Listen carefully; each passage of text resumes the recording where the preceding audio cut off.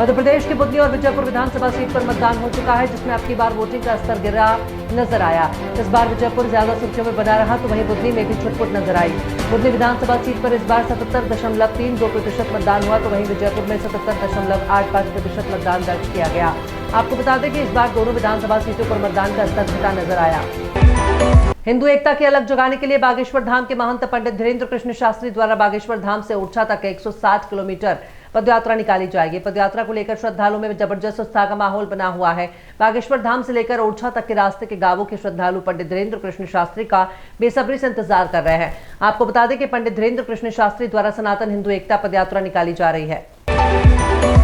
मध्य प्रदेश के इंदौर से भारत गौरव पर्यटन यात्रा के तहत 16 दिसंबर को दक्षिण भारत दर्शन यात्रा शुरू हो रही है। ये यात्रा 10 दिन की होगी और दक्षिण भारत के विभिन्न दर्शनिक स्थलों का पर्यटक भ्रमण कर सकेंगे।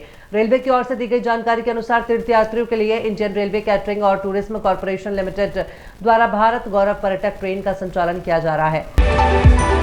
प्रयागराज में यूपी लोक सेवा आयोग के बाहर अपनी मांगों को लेकर प्रदर्शन कर रहे प्रतियोगी छात्रों के आंदोलन से जुड़ी खबर सामने आई है। आयोग के अध्यक्ष संजय श्रीनेत की अध्यक्षता में हुई उच्च स्तरीय बैठक में फैसला लिया गया कि पीसीएस की परीक्षा एक दिन और एक शिफ्ट में होगी। इसके साथ ही आरओ परीक्षा के लिए कमेटी गठित की है। आरओ की परीक्षा स्थगित कर दी गई है। उत्तर प्रदेश के अलीगढ़ की विधानसभा खैर में भी उपचुनाव होना है, जिसको लेकर भारतीय जनता पार्टी के द्वारा जमकर प्रचार प्रसार किया जा रहा है। भाजपा की ओर से चुनावी दंगल में उतरे प्रत्याशी सुरेंद्र दिलेर को जिताने के लिए स्टार प्रचारक में उत्तर प्रदेश के मुख्यमंत्री योगी आदित्यनाथ के द्वारा विधानसभा खैर का दौरा किया गया, जिसके बाद डिप्टी सीएम ब्रजेश पाठक को भी खैर में चुनावी सभा को संबोधित करना था। 2024 के लिए उत्तर प्रदेश में 20 नवंबर को 9 विधानसभा सीटों पर मतदान होना है।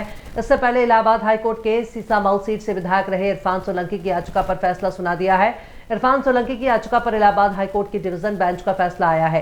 कानपुर की सीसामऊ सीट पर हो रहे उपचुनाव का सस्पेंस खत्म हो गया है। सीसामऊ सीट पर उपचुनाव का रास्ता पूरी तरह से साफ हो चुका है। Confederation of all India traders की ओर से एक श्वेत पत्र जारी किया गया है, जिसको लेकर कैट के राष्ट्रीय महामंत्री प्रवीण खंडेलवाल ने कॉमर्स प्लेटफॉर्म जैसे ब्लिंकिट, इंस्टाग्राम, जेप्टो, स्विगी आदि पर आरोप लगाए हैं कि ये प्लेटफॉर्म विदेशी प्रत्यक्ष निवेश का दुरुपयोग कर रहे हैं, जिससे छोटे खुदरा व्यापारी बाजार से बाहर आ सकते हैं।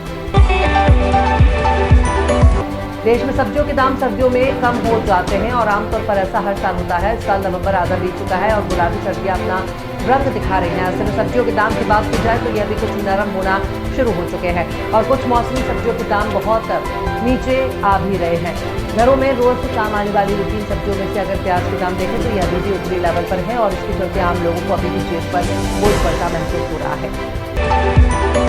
बॉलीवुड एक्ट्रेस अमीषा पटेल इन दिनों बिजनेसमैन निर्वाण बिरला संग अफेयर को लेकर चर्चा में है। एक्ट्रेस ने हाल ही में सोशल मीडिया पर निर्वाण के साथ अपने फोटो शेयर कर सभी को हैरान कर दिया। अमीषा ने पिछले साल रिलीज हुई फिल्म गदर 2 से पर्दे पर दमदार वापसी की थी। एक अच्छी एक्ट्रेस होने के साथ साथ अमीषा पटेल एक अच्छी स्टूडेंट भी रही हैं। अमीषा पटेल का नाम बॉलीवुड के सबसे ज्यादा पढ़े लिखे सितारों में शुमार होता है। ग्लेन मैक्सवेल ने विस्फोटक प्रदर्शन किया है। उन्होंने पाकिस्तान के खिलाफ ब्रिस्बेन की T20 मैच में 43 रनों की शानदार पारी खेली। मैक्सवेल ने इस पारी के दौरान 5 चौके और 3 छक्के लगाए। अहम बात यह है कि उन्होंने नसीम शाह को काफी धोया। मैक्सवेल ने नसीम के एक ओवर में 4 चौके लगाए। मैक्सवेल को IPL 2025 से ठीक पहले रॉयल चैलेंजर्स बेंगलोर ने रिलीज कर दिया था। अब उन्हें मेगा ऑक्शन में मोटी रकम मिल सकती है।